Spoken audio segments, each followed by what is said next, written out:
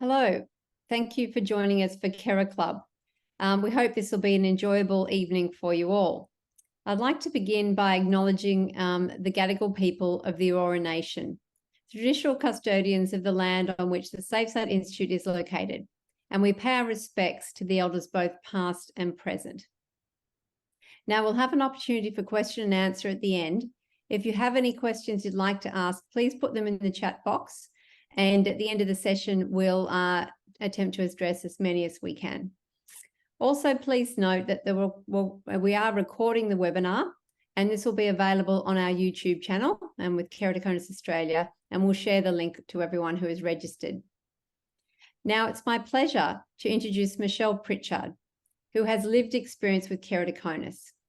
She was diagnosed at age 16 after many years of procedures, including 3 corneal transplants, graft rejection, becoming legally blind and regaining her sight.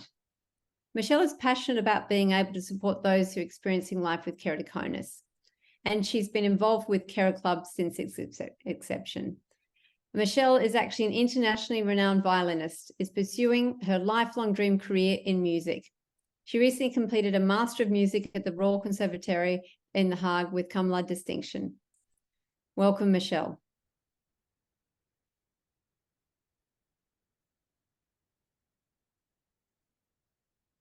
Thank you very much, Stephanie, for that lovely introduction. It gives me great pleasure to actually welcome you all for what is our 8th year running this KeraClub. The 8th annual KeraClub is a joint initiative between Save Sight Institute, Sydney Nano and Keratoconus Australia. And we have a theme for this year, and it is the latest advancements in keratoconus management. I would like to say a really big thank you also to our panelists tonight who have joined us: Professor Stephanie Watson OAM, Larry Kornhauser, Dr Himal Kandel, Dr Margaret Lam, Gregory Harper, Dr Gurvinder Singh, and Rachel Love. I will introduce them actually in between their introductions of their talks. And I would just like to say that living with keratoconus has its many challenges, as many of us know. But with these many challenges, if we can find the right support and around with the right kind of knowledge, our lives can be made somewhat easier. And this is why I believe so much in KeraClub. It's such a valuable support group to be a part of. We are here to provide peer support to those with keratoconus and their families and carers, to share lived experiences with the eye disease, and to hear the latest findings and research from medical professionals. And importantly, as a part of our KeraClub, you also have the opportunity to ask these questions of the panelists tonight. So without further ado, I would like to introduce our first speaker tonight.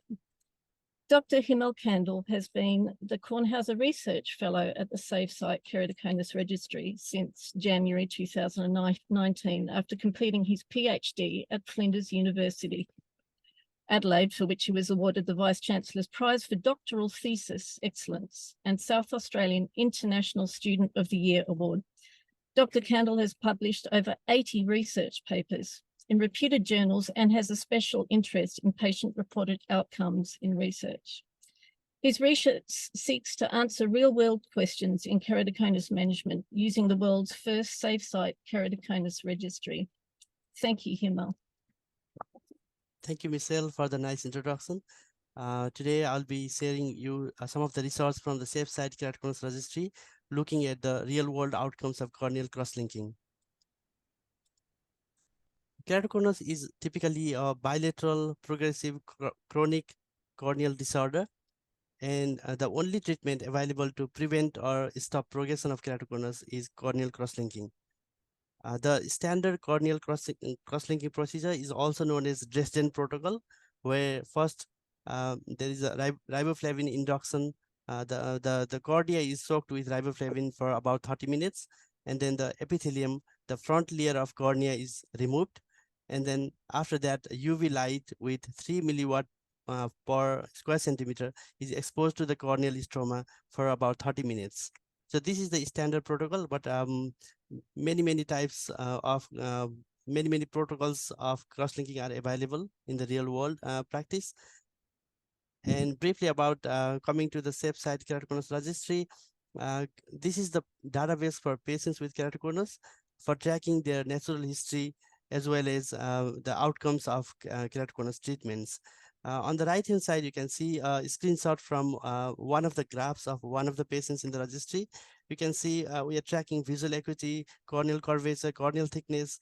It also shows the treatments. Just looking at this graph, a clinician or doctor can tell a lot of things about what is happening in the patient with keratoconus. So this is really useful clinical tool. We have many graphs like these, which are very useful for the clinicians. Just at one glimpse, they can explain many things. And the registry has been a great resource, clinical resource for patients with keratoconus.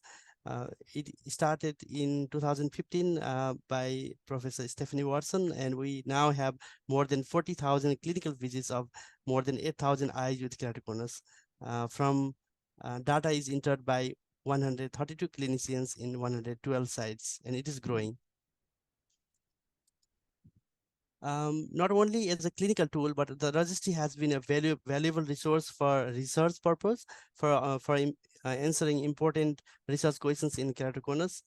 This is just this slide is a bit too crowded. Apologies for that, but this is just showing different topics that we have been doing the research with the registry data recently, and we have published so far 48 papers from the registry data, and we have presented in 77 scientific conferences.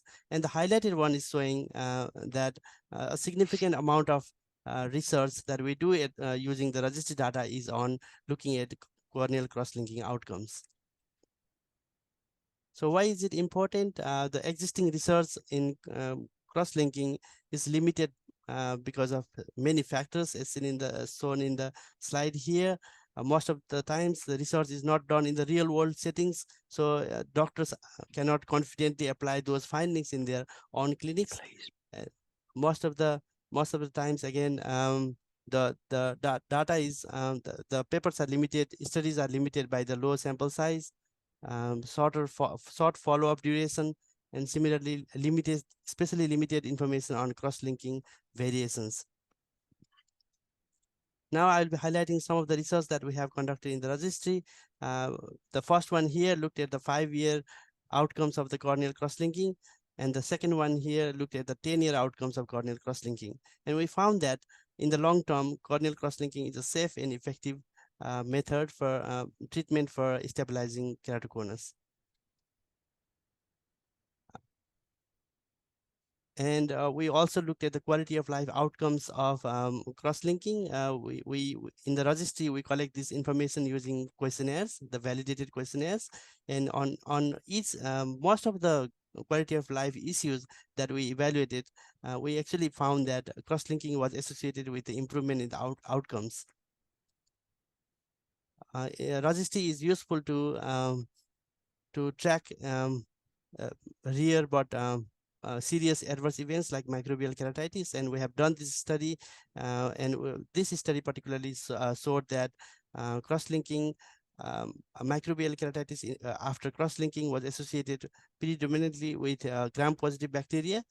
So this kind of information, again, is very useful for the doctors on managing adverse events of cross-linking.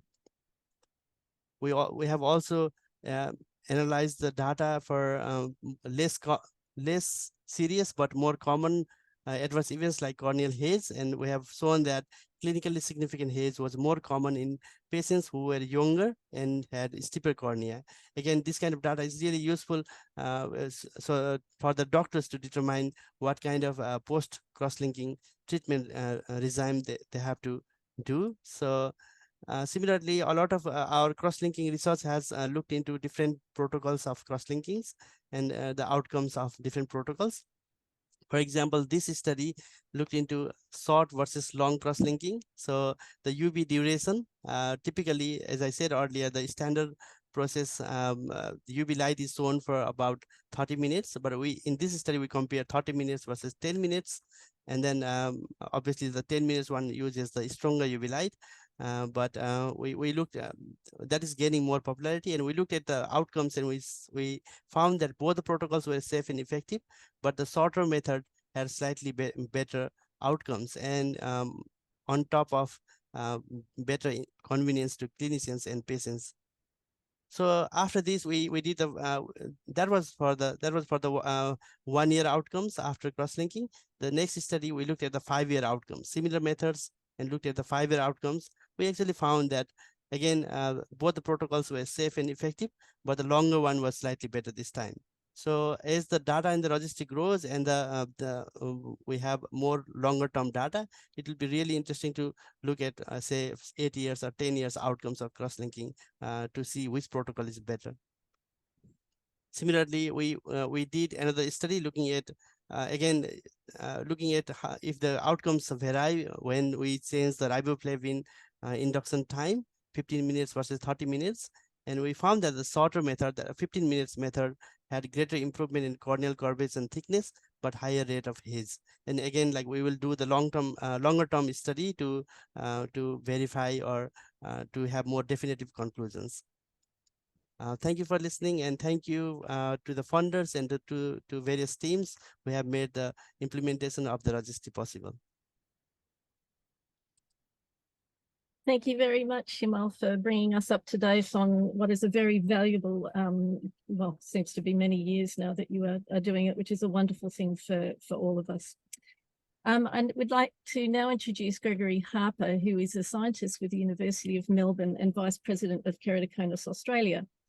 Greg's diagnosis with keratoconus was made by a Royal Australian Navy optometrist as Greg was being recruited for officer training back in 1975.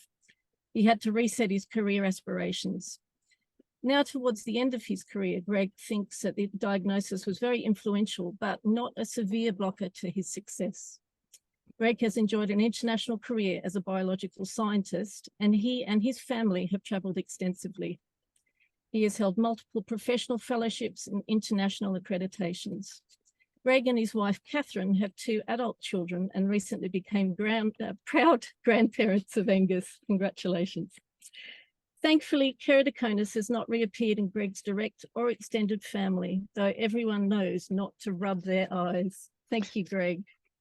Hey, look, thanks very much for this opportunity. Thanks for the introduction, Michelle, and a great opportunity to speak today. Can I just confirm that my slides are visible there for everyone? Yep. Okay, so what I wanted to do was just give you a little bit of a personal insight into my journey with keratoconus. So this is keratoconus and my eyes and I.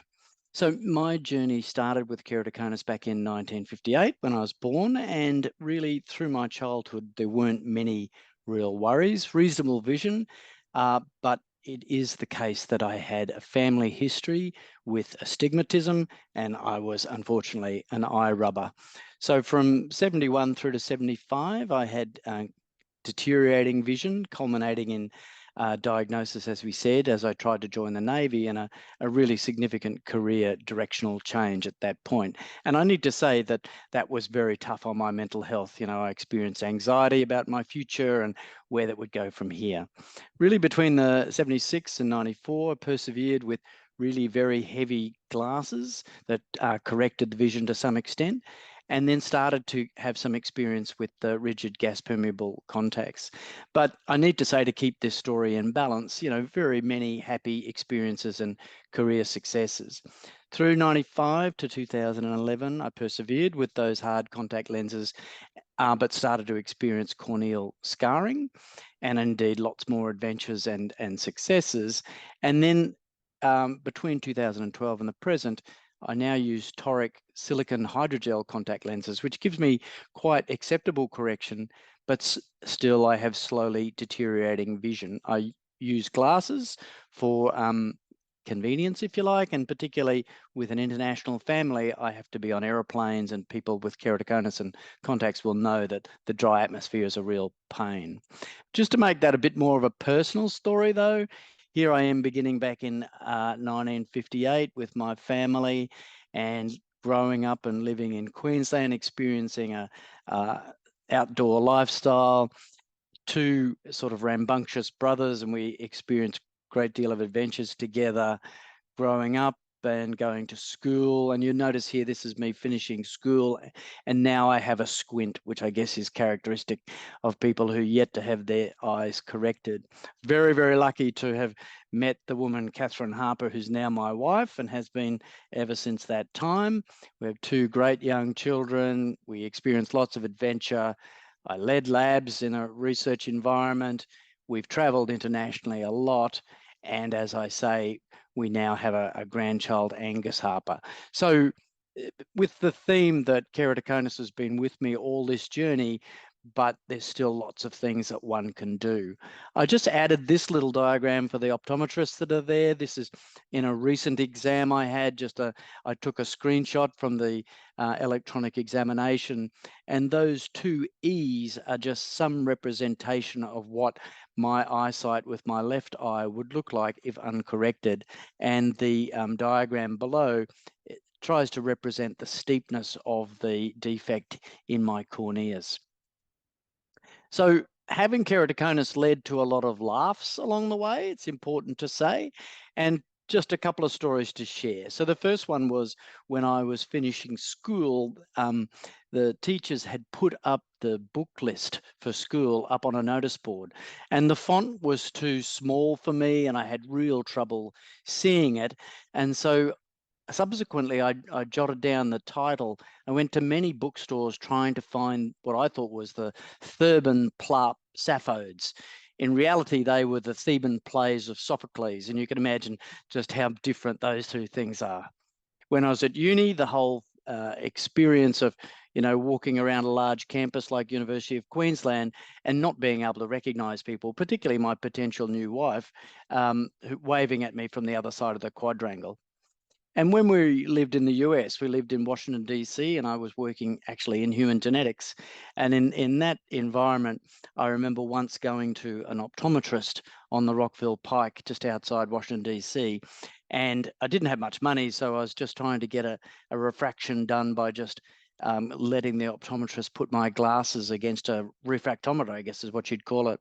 And he would turn them around and look at the strength of my my prescription, and he looked at it, and then he yelled over his shoulder to his assistant who was back in the shop, "Margaret, come and see this guy. It's amazing. He can see it all." Just sort of definitely the other extreme of good practice in optometry. But of course, with the laughs are also the bits that were not so funny about having keratoconus. And like I say there, the initial diagnosis from a Navy person who just basically said, "Mate, you got keratoconus, you're going to have to change directions, you can't go to the Navy. And by the way, you might need corneal grafts." And so that really blunt diagnosis was not such a good phase of my life.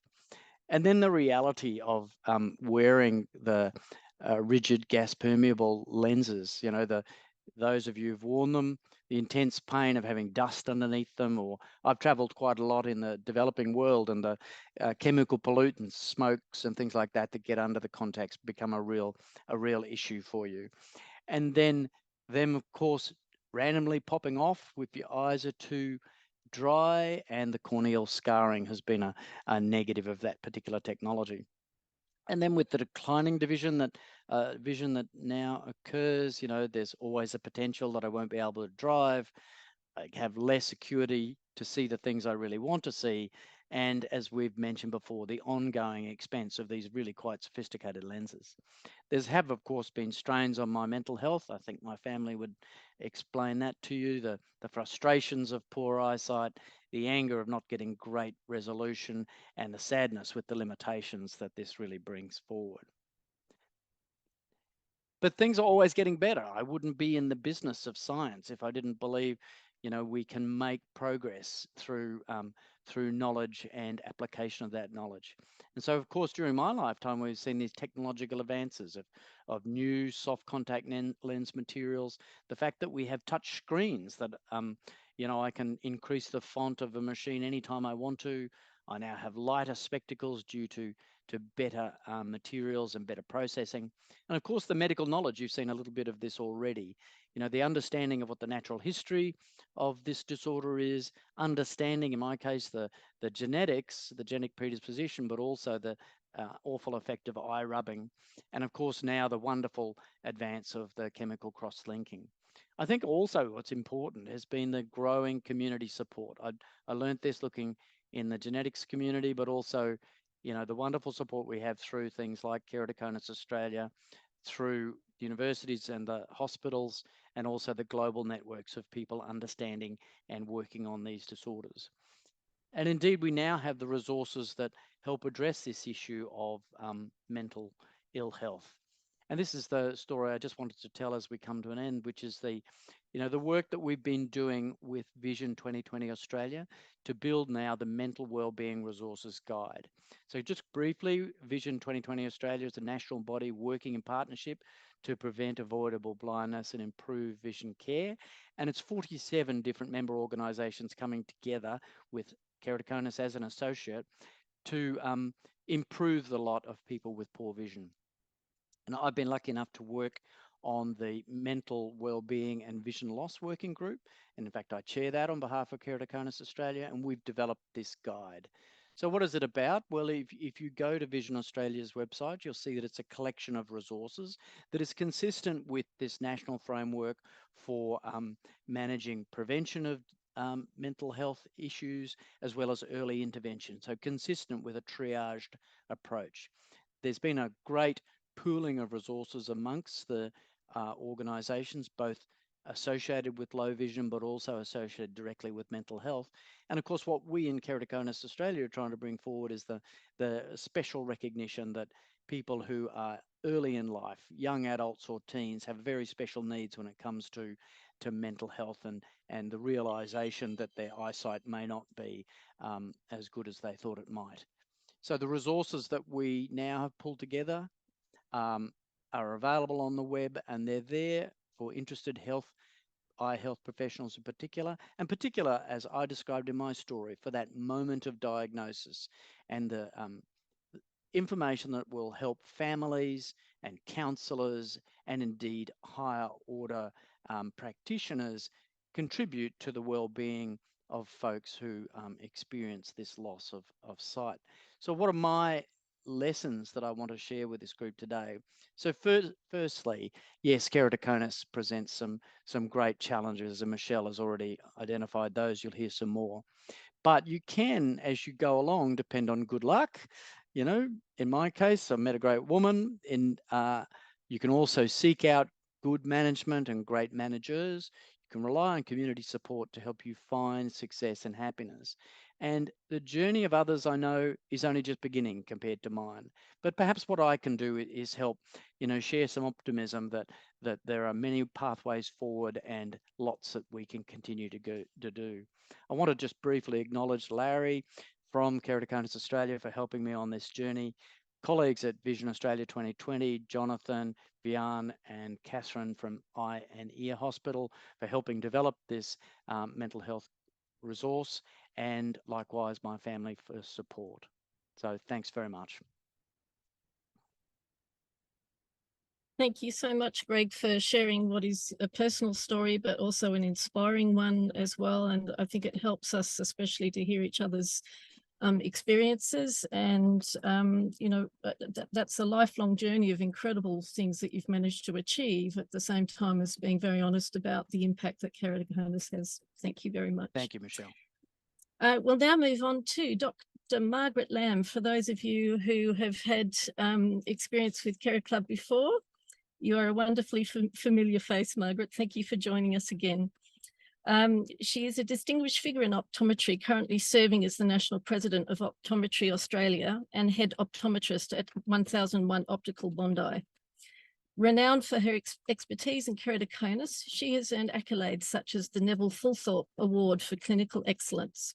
An adjunct senior lecturer at the University of New South Wales, she passionately mentors undergraduate and postgraduate studies in advanced contact lenses. Margaret's impact extends to advisory roles with top contact lens companies and contributions to journals, including My Vision, Insight, Australian Optometry, Optometry Connection, and Clinical and Experimental Optometry. A commitment Vice President of the Cornea and Contact Lens Optometry Australia, Margaret Lam remains a pioneering force in the field. Thank you so much for taking time out of this busy world of yours to come in and give us your information tonight on contact lenses for keratoconus. Thank you very much for that really warm introduction, Michelle. And I want to thank Larry and Himal and Stephanie and the Save Sight Institute, the Nano Institute and Keratoconus Australia for asking me to share my knowledge today. So what we'd like to do today is cover in the next 10 minutes the latest updates in contact lenses for those with keratoconus. But before we go there, I want to give some context in terms of what you should experience, and maybe that can help reflect on the lived experience, such as what Greg and Michelle and Larry have shared with you, and how we may be able to improve that experience for you. So how common is keratoconus in Australia? How many friends do you have? So previously, we thought that the incidence of keratoconus was 1 out of every 2,000 people. However, more recently, a recent Australian study has shown that amongst 20-year-olds, it is as common as 1 out of every 84 people. And when you contrast that, not that I'm saying that it's bad that glaucoma has so much energy and awareness around it, but really, when you look at it, glaucoma affects 1 out of every 50 people, but there is a much greater public and practitioner awareness around a condition that has fairly similar incidence. And I think part of that is that a comprehensive eye exam will generally always include a check for glaucoma. In contrast, though, when we talk about keratoconus, it's very challenging to detect because the loss of vision that occurs in keratoconus, just like Greg has described, it's usually only after you start to show quite significant corneal changes. There's also limitations of equipment, that it's not available in every optometry practice. Also a limit on practitioner awareness, and often all of these factors combined result in keratoconus being diagnosed quite late for a patient. So a result of the delayed management is that it can so profoundly affect, as Greg has described, the patient and their impact on their quality of life when it's not well managed. And this is a great example of what it looks like, I guess, for someone who may experience keratoconus and the impact it might have when they're trying to drive. So I think it's something that is very, very important to me on how we can help people with this condition to try and optimize their life and not have it affect them. So how do contact lens wearers, how does contact lens wear assist with keratoconus management? How do we help with loss of vision, and how do we prevent further eye surgery? Well, there was a really good landmark study called the CLEC study, the Collaborative Longitudinal Evaluation of Keratoconus study, where it found that 65% of patients were able to wear corneal lenses in both eyes. So they're talking about rigid lenses here. And over 73% reported that they could get really good comfort with their lenses. And almost 80% of people trying contact lenses could achieve vision of 20 out of 40 vision. And that's coming close to the 20 out of 20 vision that an average person with no keratoconus enjoys. And also that studies that we've conducted over multiple different countries in different circumstances, the UK, New Delhi, Israel, Scotland, and Singapore, they show that keratoconus patients should be really able to obtain good vision and acceptance of contact lenses that are comfortable to improve their vision in almost all cases. And due to the improvement in the vision from contact lens wear, what that can do is if we can get you successfully wearing contact lenses, then it can delay the requirement for further, more invasive surgery in almost 99% of patients and people with keratoconus. So my work as chair of Optometry Australia speaks to that a little bit, as my other qualifications or positions speak to as well. I spend all of my working life as a specialty contact lens practitioner, and that's in response to the call that we must have earlier detection. We have to look after our keratoconus patients better than we currently do, and there has to be a larger, broader focus on keratoconus to prevent vision loss for those that are suffering with the condition.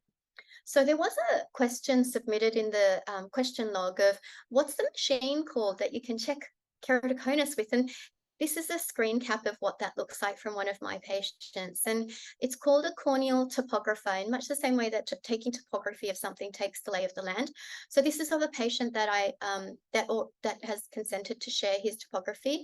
But what we should be looking at is a topographical map that should be perfectly symmetrical. And when you bring that to life, I'm going to show you the new topography interpretation, where it just allows you to look at what it actually looks like. And this is how we read a topography, and this is how we can tell the extent of keratoconus for you and how much keratoconus you have. So red means a lot and very steep, and blue and cooler colors mean very flat. So you can see that with this particular patient, he has quite extensive keratoconus. His figures are 90.78 and 76.24. And in an average person, we probably want that corneal curvature to sit around 40 diopters. So how can we help our patients? Well, just like what Himal said, thanks to the combination of corneal crosslinking as an early intervention to stop progression, and also thanks to the advancement of contact lens designs further than what Greg would have had when he first started contact lenses, we have a lot more in our array of what we can offer patients with improved comfort. We are seeing more patients with keratoconus. We are able to increase our success rates with patients wearing contact lenses, and we are seeing definitely that there is reduced need for corneal transplantation. I thought I might give you guys honorary optometry degrees and just get you to understand and maybe demystify the world of contact lenses and what's supposed to be going through your optometrist's mind when they try and fit for you. And what we do is your optometrist should understand specialty contact lens fitting principles. So when you go back to the topography and you look at that area of the cornea, which is quite fragile and it has really severe keratoconus, we want to try and prescribe a lens that goes outside that zone and it rests on the more normal part of the cornea so it can protect the more fragile part. We will listen to and we will assess when you come in to see us the lifestyle requirements of what you need. We listen to your medical history. We also listen to what you need it to do in your life. Do you need it to stay there for mixed martial arts? Do you need it to stay and not fuck up with surgery? Do you need it to fly a plane like Greg has, or do other things that he would like to do? You know, all of those things are really important. We look at the area of the cornea, how large the extensiveness of the keratoconus is, and then we understand the maps, and then that guides us into selecting an appropriate lens for you. So I thought I'd add more, and this is not even something that many optometrists go through. I've categorized the lenses that are available to us into lens families, and with mild keratoconus, you will have some of those lenses that are hybrid soft and hard combo lenses. You'll have the soft disposable silicone hydrogel lenses if you only have a little bit of keratoconus. And in this family is where you have some of the custom-made soft contact lenses and the rigid lenses and the Rose K2 family, which is quite good too. When you go to moderate keratoconus, you start going into, okay, this lens size is a little bit bigger because maybe the keratoconus is over a broader, larger area. And so this is where some people will wear a piggyback, because they still want to wear a rigid lens, but the rigid lens doesn't work as well as they'd like anymore. So they have a soft contact lens on top and then a hard contact lens over on top of that. And then you've also got some semi-scleral lenses or mega large Rose K2 irregular corneal lenses that are like a rigid lens, but bigger. And then you go into the advanced keratoconus space where you have semi-scleral lenses, they're half like a rigid lens and half like a scleral lens. And then you've got baby sclerals like mini sclerals. And then you've got really large sclerals like the ones that are in here. So I hope that sort of gives you a bit of an understanding. And the thing about keratoconus and choosing the right lens is it has to be done really well with an optometrist who understands contact lenses really well. Not just what's in the back of the cupboard, but more, do they really have a lot of expertise in contact lenses? Do they really understand keratoconus really well to be able to fit and provide what's best for you? The reason also, there are cost barriers. So each of these types of kits may take and cost up to $5,000. And you don't know if you just only see keratoconus once a year with one person, and it might not be in the practitioner might not feel like it's in their interest to maintain all of this. Whereas I have all of these, and these are some of my favorite things, and I regularly use them every day so that we try and choose something that's tailor-made for you. And the reason why it's also not simple is, let's say you are someone who has got mild keratoconus, but then let's say that you have extremely sensitive eyes because you've had extreme allergies in the past, and you've tried rigids and you've tried them 5 times and it hasn't worked for you. Then we might go and then give you something that works like a large contact lens, like a semi-scleral instead, and that might be the right answer for you. So there's no straight, easy formulas, and that's why for practitioners who don't regularly practice and prescribing keratoconus, it can be quite tricky. And that's why personally, getting personalized advice about it can be very helpful for you. So what should I do next with this information if I'm listening to this and I have keratoconus? So what you should ask yourself is, have you ever been prescribed contact lenses? If not, it would be worthwhile to try, given that 99% of the time we can actually improve visual outcomes and reduce the risk for further surgery or more invasive interventions. Secondly, if you have been prescribed them before and it hasn't worked for you, or even if you think, look, I have these contact lenses, but I'm really keen to explore if it can be improved, then this is useful information for you to know, to go, maybe I want to have a look at it again, because technology has improved for contact lenses for keratoconus more than mobile phones have, and they are more reliable than Optus as of yesterday. Given the benefits and the technology and the advancements that we've seen, if you have the right practitioner recommending the right contact lens, you have a very high chance of success of a successful fitting. And if you'd like to explore this, and if you'd like any further questions, you might not be in Sydney where I can help you. And this talk is more for everybody. I don't want to help just my patients. I want to help the broader community for keratoconus. So I'm more than happy to receive an email if you're curious about who might be really good in your area that we might be able to help with. And Larry has this amazing list of practitioners as well that I'm sure he's able to share with you. So I just wanted on that note to say thank you very much for listening. These are my information touch points. So you can find me in Bondi Junction at 1001 Optical, and that's our website. That's my location. And then my email is margaret@1001optical.com.au, of which I'm very happy to field inquiries so that I can try and help you find the right practitioner for you. Thank you very much. I'm going to go back to Michelle. Thank you very much for that very informative talk. It's just such a wonderful thing to know that there are improvements being made all the time, because I think that's one of the biggest things that we struggle with keratoconus is comfort and contact lenses. Before we go to Larry's talk, we're going to have a poll. And if Himal can launch this now, that would be great. So whilst we're waiting, I might just introduce Larry, who is somebody that is a very important person to keratoconus patients in Australia, carers, researchers, scientists, incredibly generous man as well. He was diagnosed with keratoconus at age 12 and received a corneal transplant at 18. He went on to complete a Bachelor of Economics with honours and later completed a diploma of French language while living in France.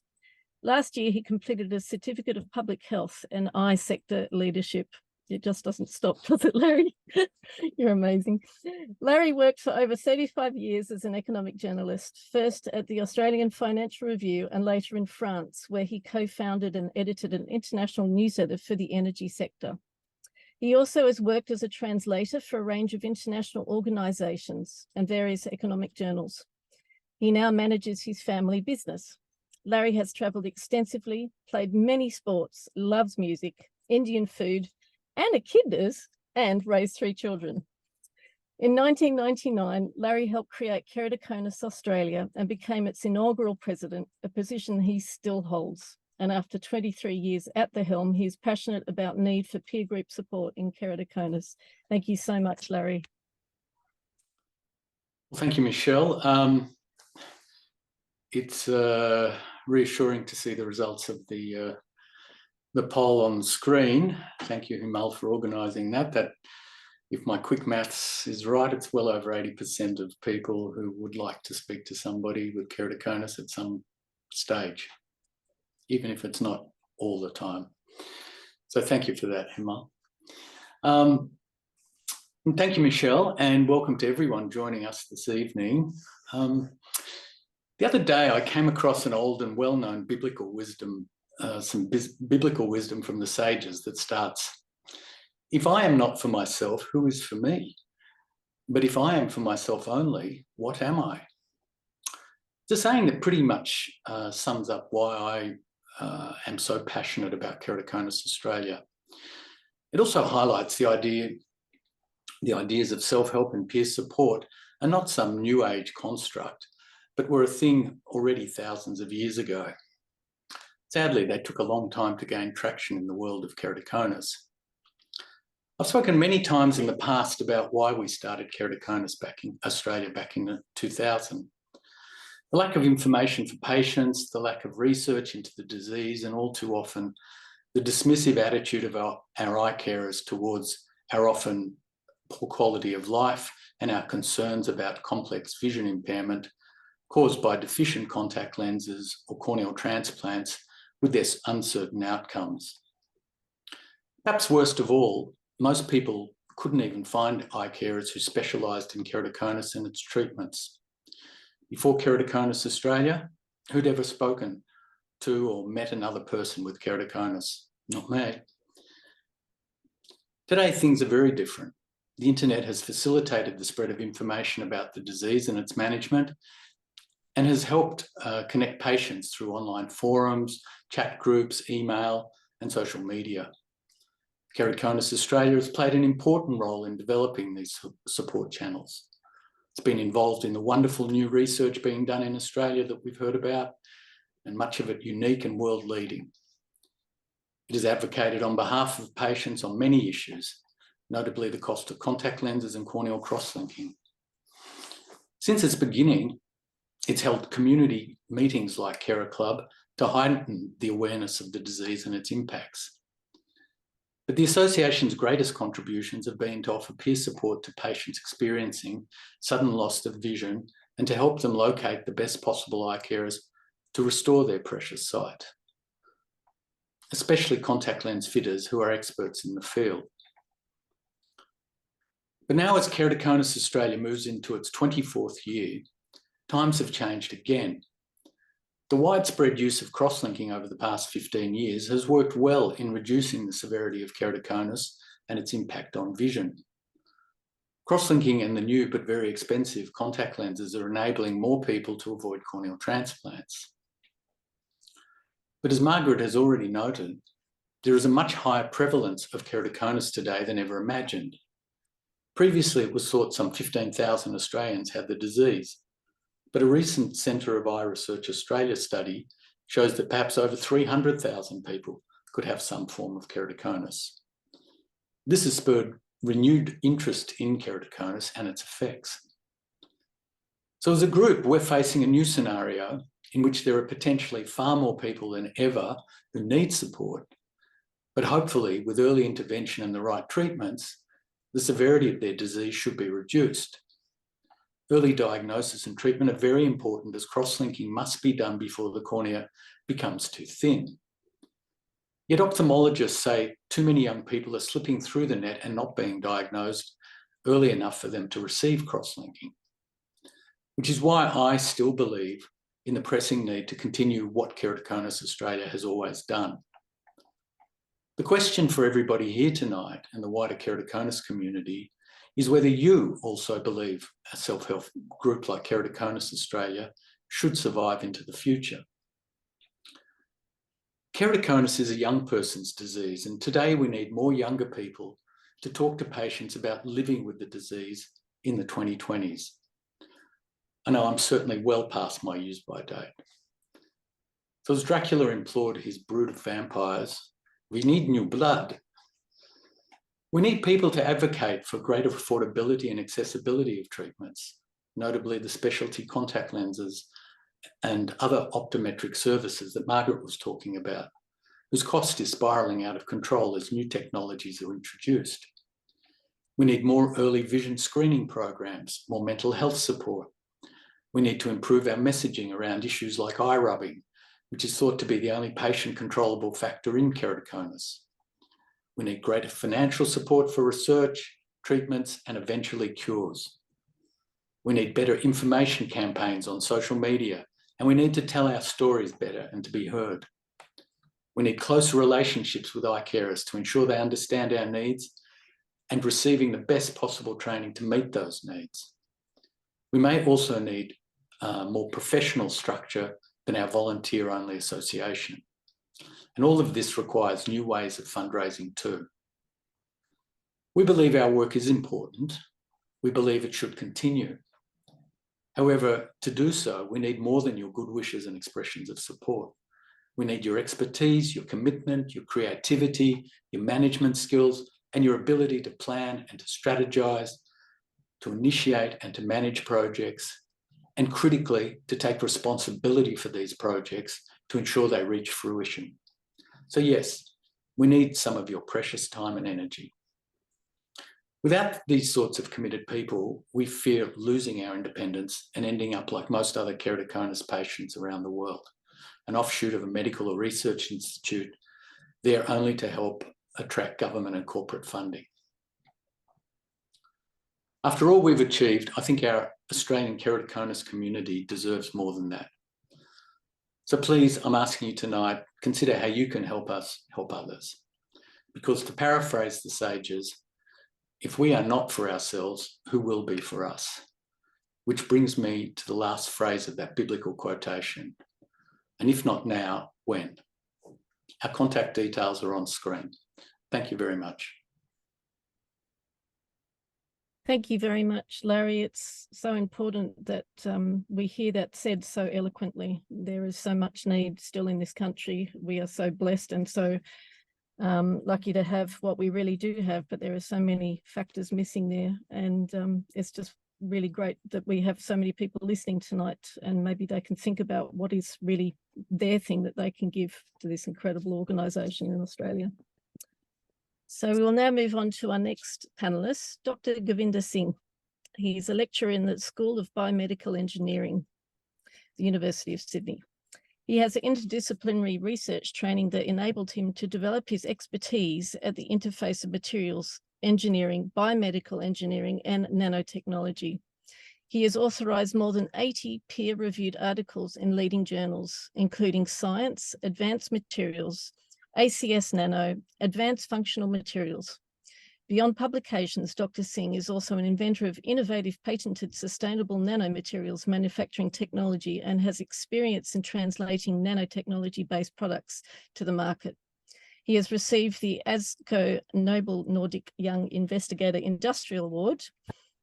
I think I said that wrong. AXO Nobel Nordic Young Investigator Industrial Award, sorry about that, in Sweden in 2015. Thank you very much. We look forward to hearing what you present tonight. I would like to thank for the organization and giving me opportunity to share my work here. And also I would like to thank for Margaret for the kind introduction. So today I'm going to talk about, I'm not very in the field of the eye, but we are biomedical engineers. So we are looking how the biomedical engineering approach could use for the treatment of keratoconus disease. And so here we are going to talk about here. So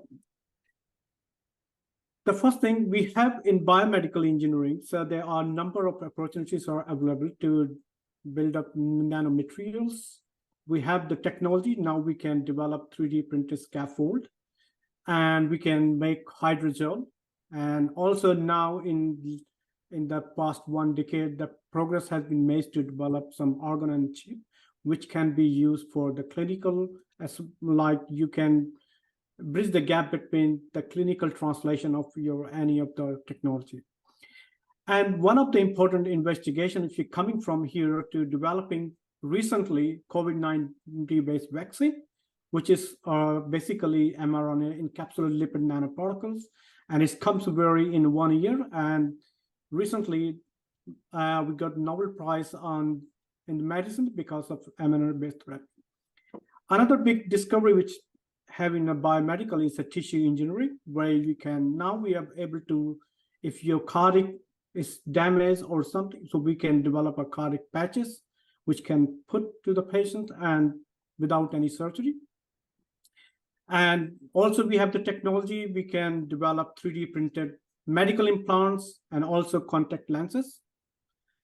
And we can use technology to repair the tissue. And also there's a very much, it looks earlier in mostly science fiction, but now we are turning the science fiction into the reality to developing nanorobots, which can also treat your eye, which can be used to deliver any drugs or genes to the eye, any kind of disease here. And also we have the technology now we can detect a cancer tumor, like here you can see where we don't see any tumor here, cancer, but we have the technology with the nanomaterial base where we can particularly target and detect the cancer for through MRI, which is on the hospital already there. So if you look at the global market of the nano-bioengineering market, it's very huge, $167 billion. And if you the forecast market, if you look at 2031, is going to increase up to 455 billion. The growth rate is 11.89, and there are already some industry are using those kind of nanobiomaterials, is GE Healthcare and Johnson. This is a 2 major player we are using. And also if you look at the market share of this kind of material is mostly are in terms of implants, drug delivery, or we use in vitro diagnosis, vaccine, and other applications. Now we look at into in the ocular drug delivery, the global market. You can see currently we are almost around. We are in 2021 $69 billion, and it's going to be 2030 is going to reach about $140 billion. So the market, the use of these materials are increasing significantly over the last decade. So there are a number of so in the nanotechnology or nanomaterials has made a tremendous progress in last 2 decades. We have now so much different type of nanomaterials, which can be used to deliver the drug in a particular very controlled way and targeted manner, because this will not allow you to have the side effect and toxicity and improve the efficiency of the treatment. And also there are some technology, we are based on contact lens, hydrogel, and microneedles. And also there are some nanomaterials which you make from natural material like exosomes here.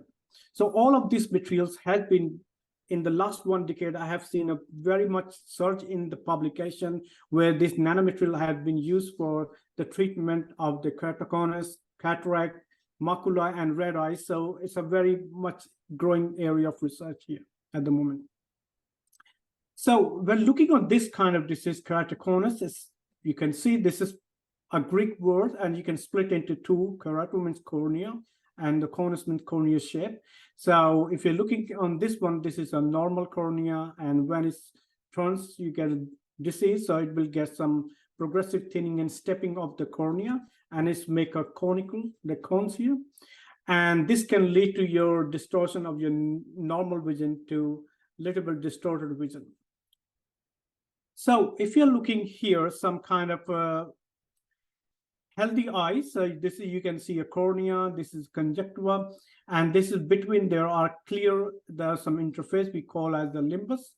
And this is the role of limbus is to provide, like, for example, if you have corneal epithelial cell, which is age and die, and limbus stem cell is differentiate, profilate, and they migrate to the corneal surface and repair it.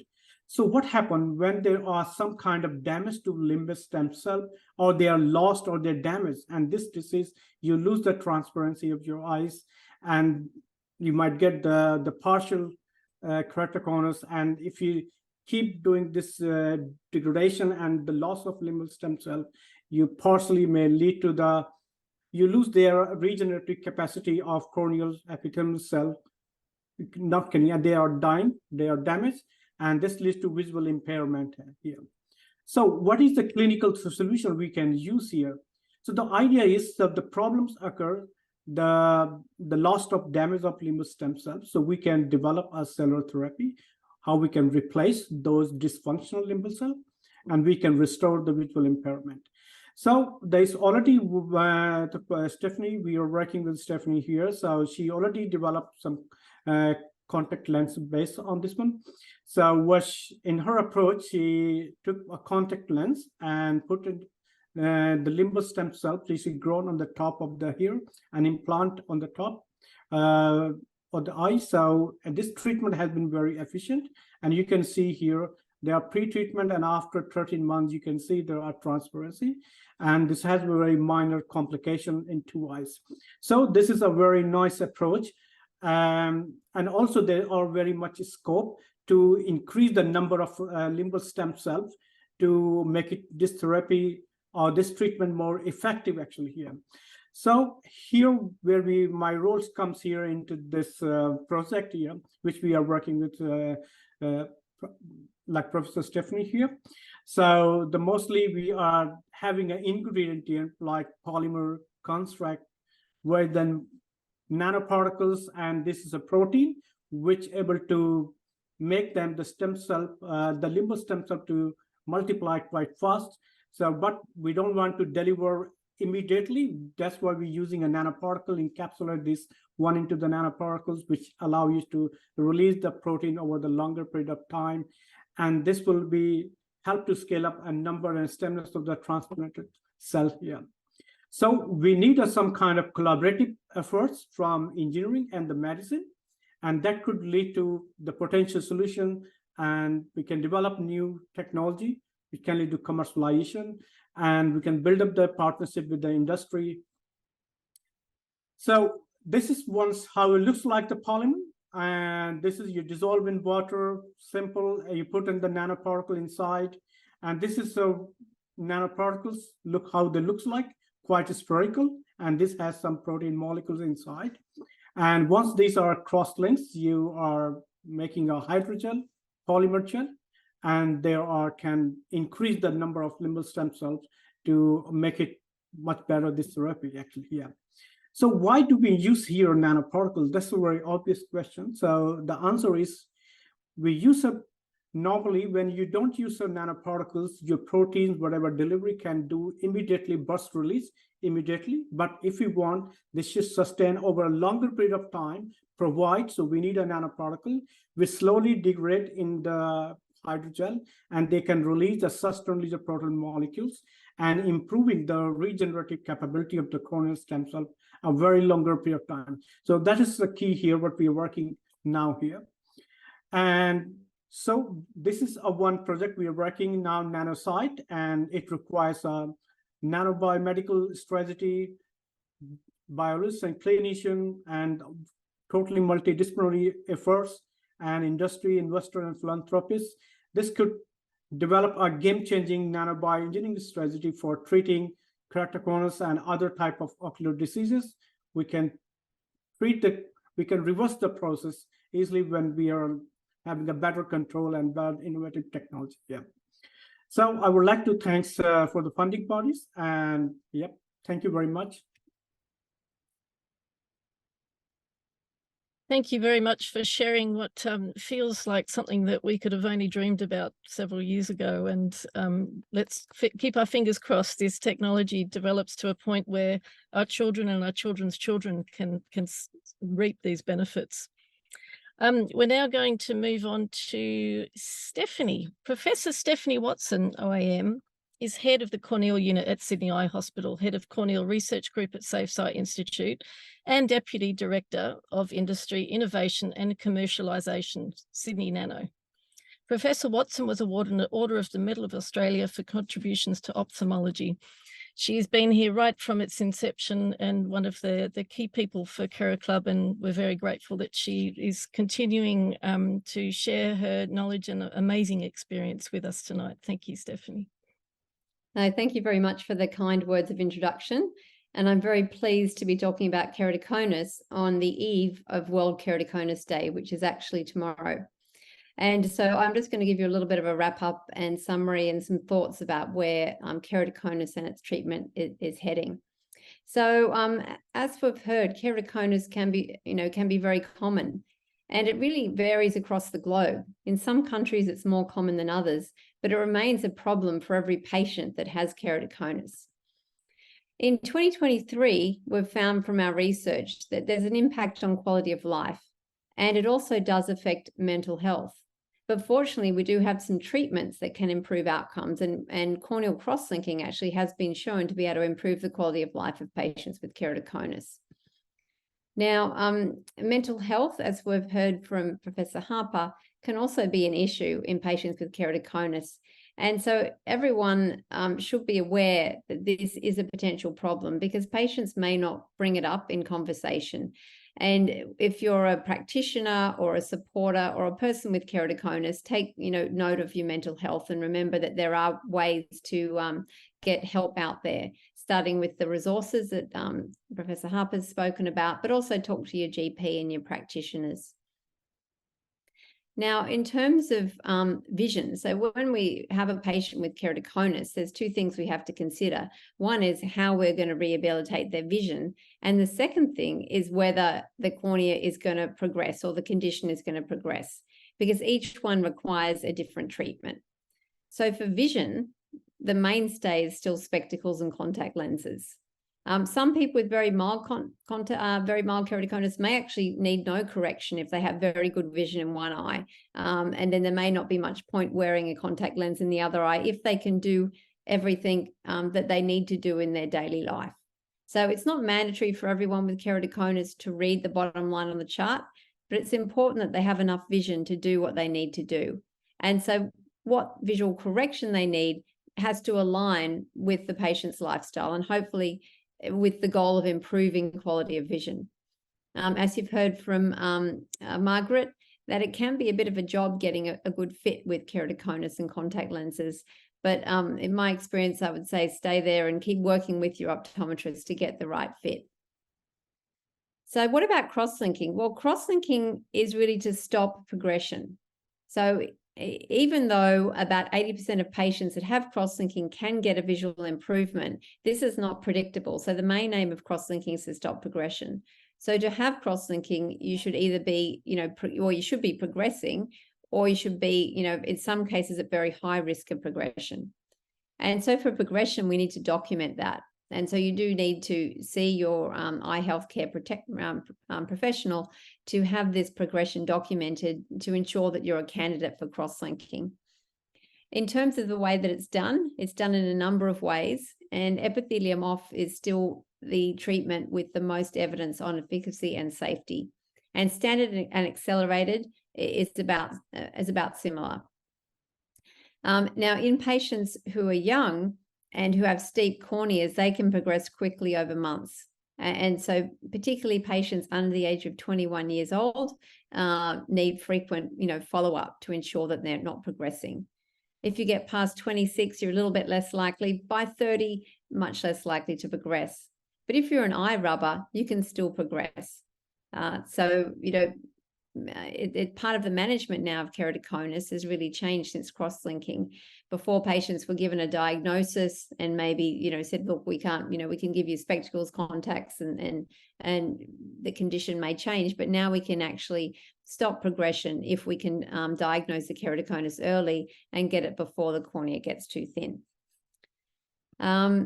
So the Save Sight registries have been very helpful in finding a lot of the evidence that's helped us counsel patients in regards to keratoconus.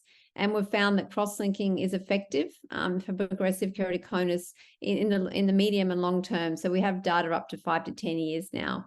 And the positive impacts we found was that vision was improved and there was a stabilization of corneal shape and thickness.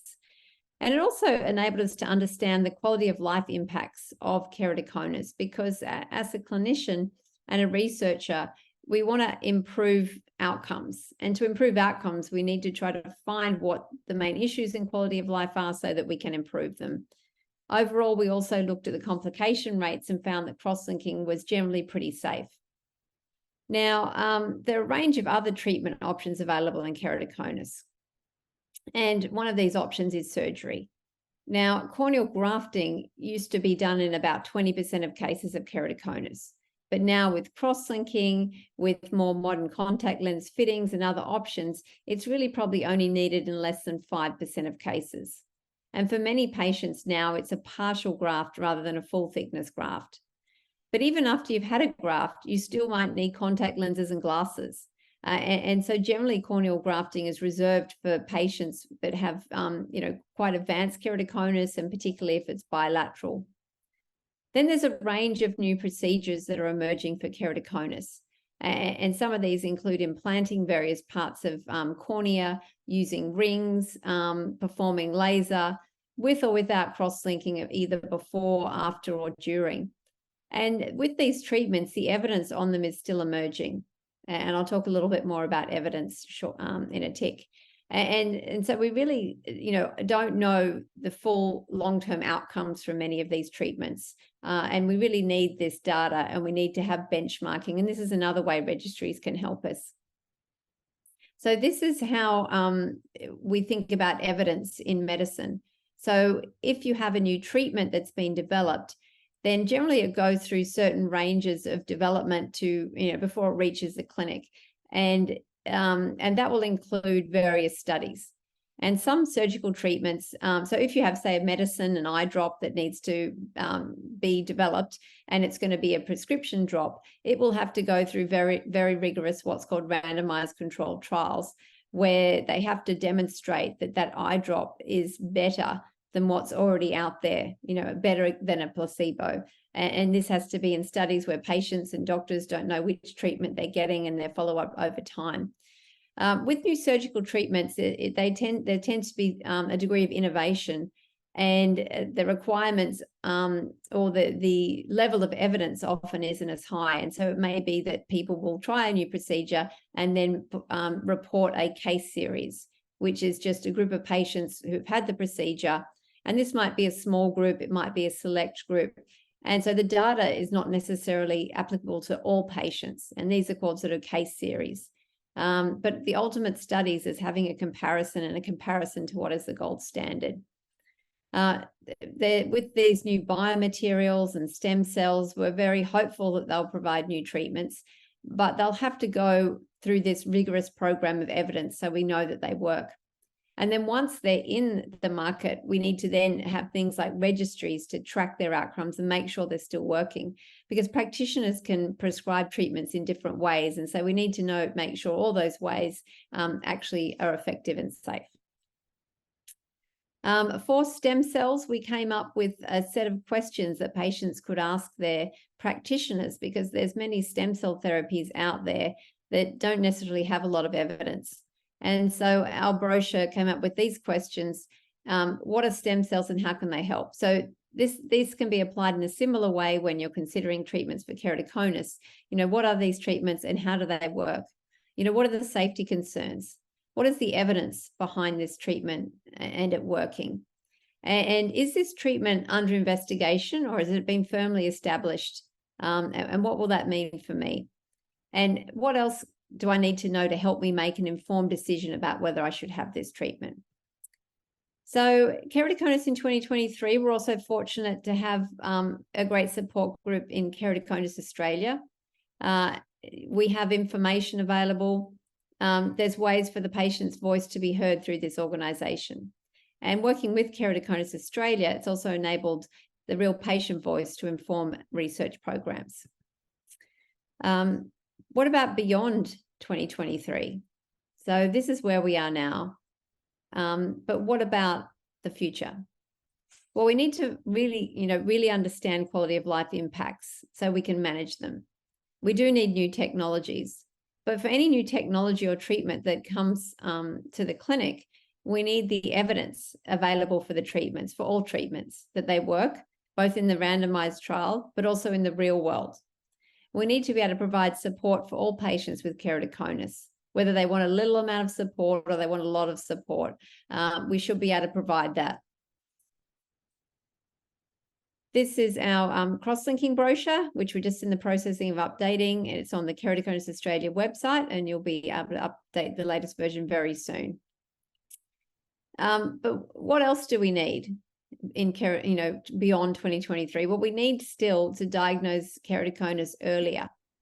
I'm still seeing patients present with keratoconus that it's advanced, and in some cases it's too late for cross-linking. We need ultimately, though, to prevent it so nobody can, so people don't end up getting keratoconus.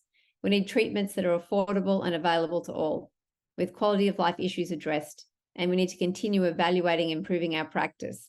And one way that I like to think we can do that is through really high quality, good research that's able to find answers to these problems. I'd just like to close by thanking the Save Sight Registry's team, who are listed here on the slide, and the various steering committees and members that we have internationally and locally that are supporting the registry. And to learn more about the registry, you can scan this QR code here. Thank you very much. Thank you so much, Stephanie. I always find it a relief to hear that there is still progress being made, and that it's so important for us as keratoconic patients to know that there is continual research being done, and it's in such good hands when we hear you talking. Thank you so much for that. We're now going to move on to Rachel. Rachel is a fundraising professional with over 12 years experience, and she's been working with leading higher education institutions. Since 2017, Rachel has principally worked in medical philanthropy at the Sydney University, partnering with researchers at the Save Sight Institute and working closely with Professor Stephanie Watson to support corneal research. Thank you so much, Rachel Love. Thank you very much for the introduction, Michelle. I'm very, very happy to be joining you this evening. Thank you very much for the invitation to attend. And I'd love to share some insights into the role of philanthropy in research. I'd like to start by sharing the current funding landscape. In Australia, eye research is primarily funded through a combination of public and private sources. Public funding comes from government agencies such as the National Health and Medical Research Council, who provide grants and fellowships to support researchers. The National Health and Medical Research Council are unable to fund approximately 90% of all grant applications they receive. This forces many talented researchers to leave the sector, taking with them invaluable knowledge and skills built up over many years of work. We know that it has been and continues to be difficult to secure funding, to secure dedicated, prioritised funding for keratoconus research. There are limited resources available for research, and funding organisations must allocate their resources across a wide range of medical conditions and scientific disciplines. Therefore, keratoconus research is competing with other important areas of medical research for funding. The cost of research can also be a significant challenge. Cutting-edge research, especially clinical trials or genetic studies, can be expensive, and a lack of awareness can translate into less public support and consequently less funding.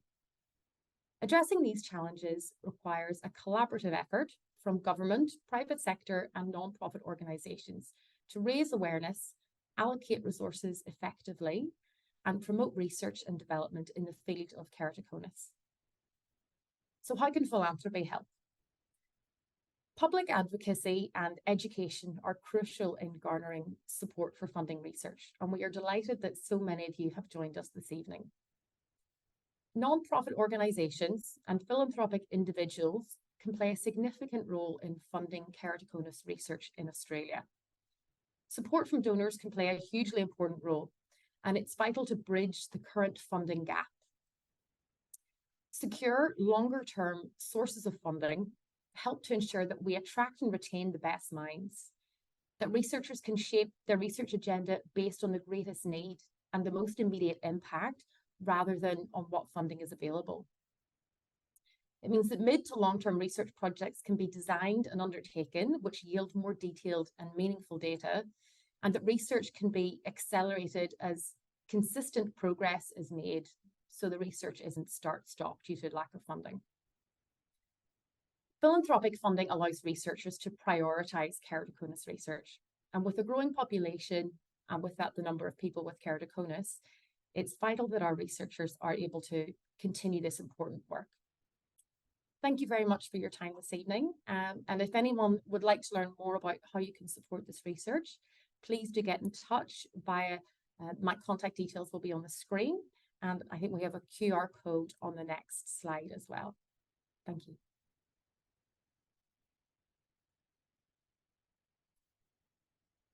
Thank you very much, Rachel. It's such an important thing that we have people behind this research and money behind this research. So it's very important to hear how much competition we have as well. I would now like to ask Stephanie to moderate our question and answer session, which we will have, and then after that we'll close the session after you've had a chance to hear from the panelists answering your questions. Thank you, Michelle. So we're just going to begin this session with a poll, which will appear in any minute now. So if you could just take a tick to answer the question.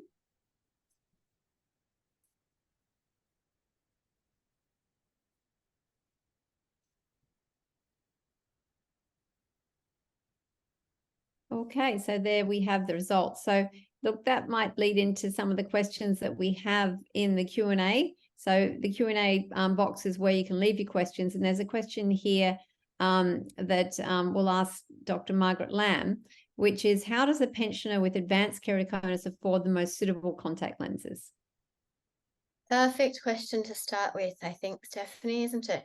So I think the challenge is, as your practitioner wants to offer you the best vision that they can, and as technology continues to evolve and improve, then unfortunately costs involved with delivering those contact lenses does increase as well.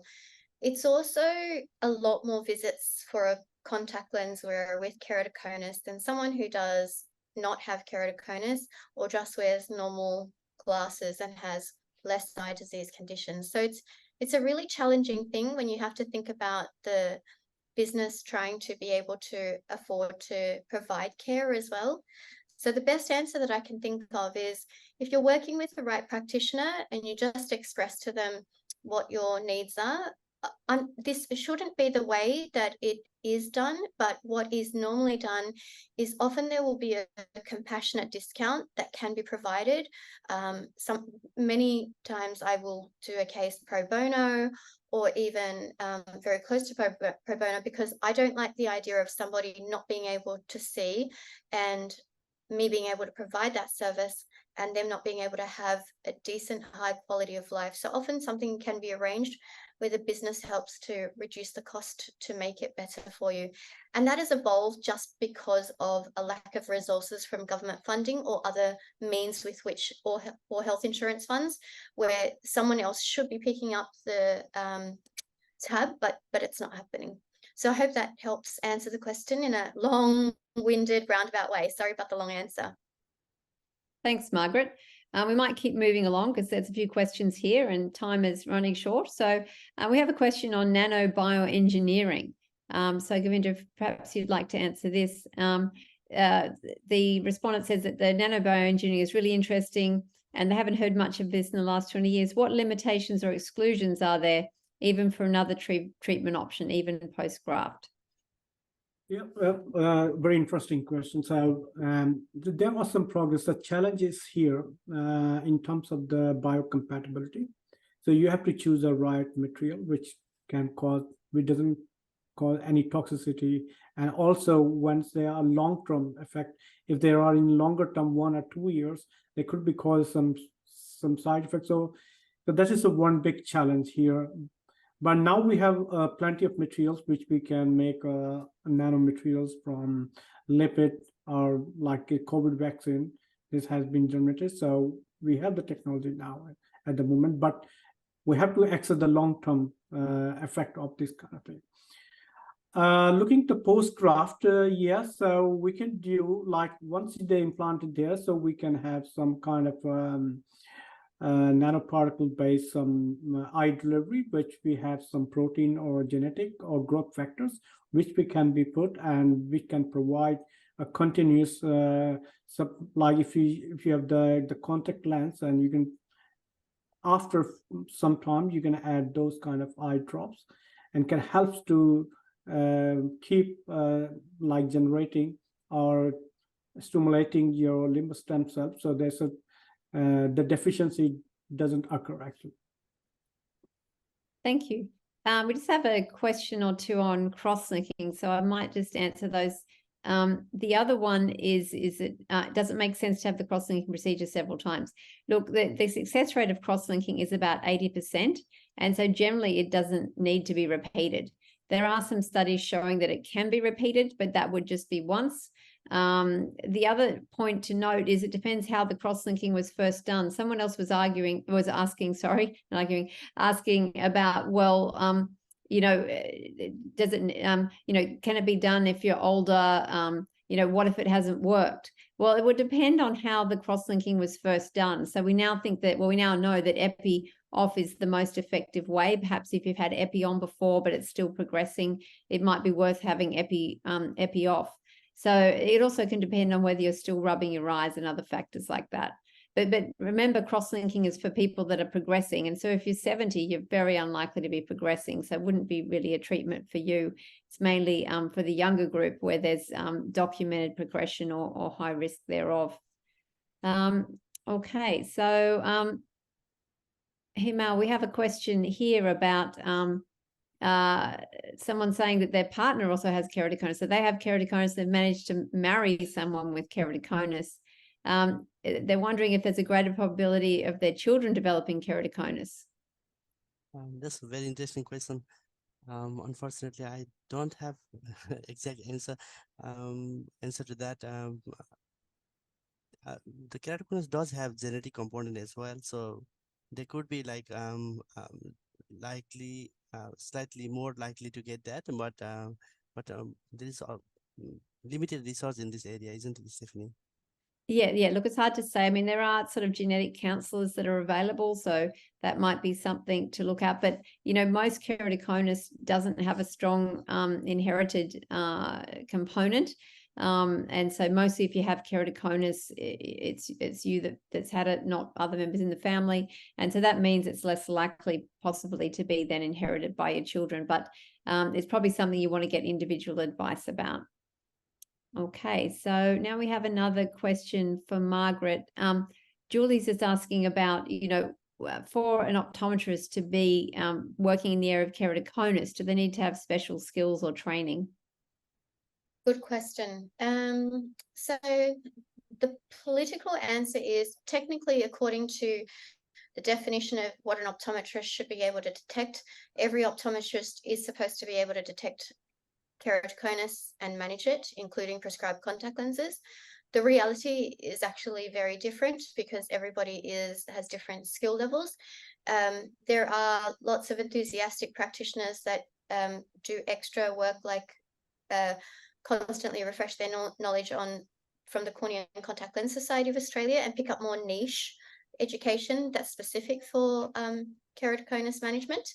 And worthwhile to know is, probably this answers another question too, how do you find a practitioner like that? So Larry Kornhauser is an excellent list, I think, where he knows people who have been certain places.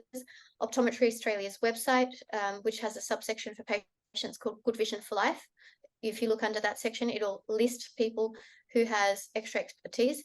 And then in the future, we're developing an accreditation model so that you can actually see who's actually undertaken extra degrees and extra qualifications. That might be about 1 or 2 years before we release that, but that's in the works. Thank you very much, Margaret. So now we have a question for Larry. So this is asking about APHE petitions online.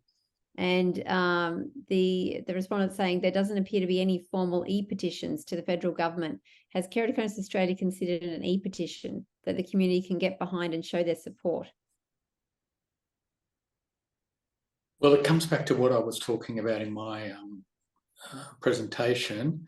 What we need are people who are skilled in this area and who can put one together, and so we can actually have a petition online to gather e-signatures, whatever they're called, to send off. Now, we've considered all sorts of things. We've made submissions through Vision 2020 Australia about the things like the cost of contact lenses and other things.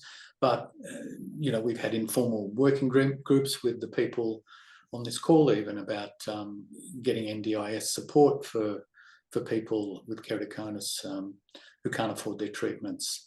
So, we've tried all different avenues, an e-petition, why not? But honestly, we need people with experience in this sort of thing to come forward and offer us help with getting that together. That's the only thing that's stopping us doing anything, is just finding the right people who have the experience in these areas and to get it done. Thank you. So we just have a couple of questions about new technologies. So one of these is about these eye drops, these iMed 80 drops that are coming to the market. Can they be used by keratoconus patients if they had cross-linking and CARS? Well, again, this is an emerging technology where the evidence to say who they can and can't be used in, we don't have yet, if they're still under trial. And so we really need to wait for the, for that product to reach the market and have a look at the registration studies that were done to get it registered to see what claims and what it actually can do. So if a product is registered in Australia as a drug or medication, generally it's got to be shown to have had an effect unless it's a device. And devices, the regulation is a little bit less vigorous. And so to be shown to have an effect, there's going to be studies done. And the studies will include patients with certain conditions, and then they'll have certain results. So we'll say, well, we put these type of keratoconus patients in and this happened. And that way we'll know that that product works for that group.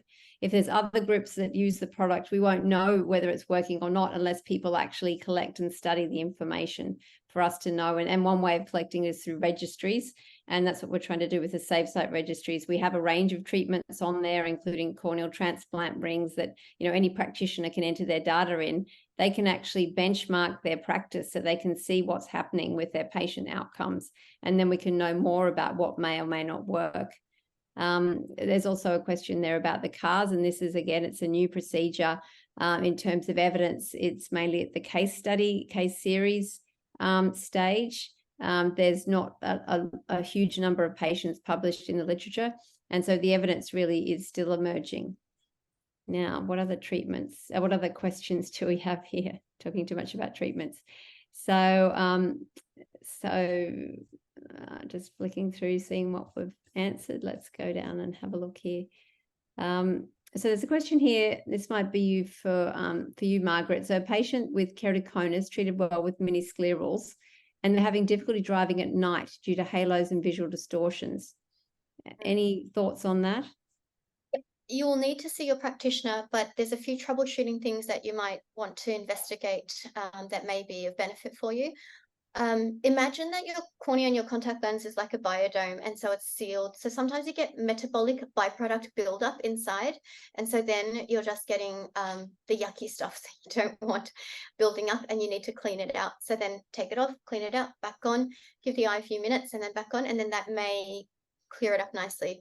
If that's the sort of thing that doesn't work and you've tried it, it can also be so I don't want to get too technical, but it's the optic zone diameter, the part of the lens that is actually giving you vision, that may not be big enough and it might be too small. So as your pupil opens up at nighttime to let more light in, it's picking up areas of distortion that haven't been fixed by the contact lens. There's also a number of lots of different things like protein and debris, but those are the top three, and I hope that helps. Thanks, Margaret. Just before we close, please note that there's a link in the chat to a feedback form. And if you fill it out, we'd be very grateful, because this helps us planning events in the future. We want to hear from you about what worked, what didn't work, and we want to try to meet your needs. We're going to be coming up to our 10th KeraClub soon, 10th year that is. So we'd really like to, deliver the best KeraClub we can. Now, with this feedback form, please note that your identity will be anonymized in any reports or discussions that we've made using the data, but the data will be very helpful. Thank you. Michelle? Thank you very much, Stephanie, and I'd like to thank you all for joining us tonight. I hope you can take away some confidence that our eyes are in good hands. And if there are any more questions that you have, these are things that are worth asking your medical professionals, or contacting Keratoconus Australia, for example.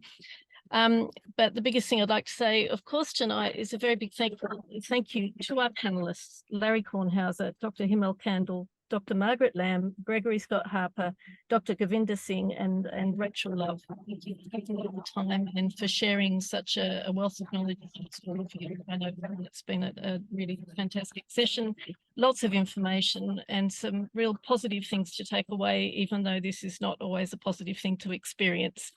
But I would like to wish you all a great year until we see you next year. And thank you to you, everybody. Michelle. Thanks, Michelle, and thanks, everybody. Thank you very much. Okay. Thank you. you all. Bye-bye. Bye-bye. Bye. Thank you, and happy Keratoconus Day tomorrow. Oh, happy Keratoconus Day. Yes, true. Bye-bye.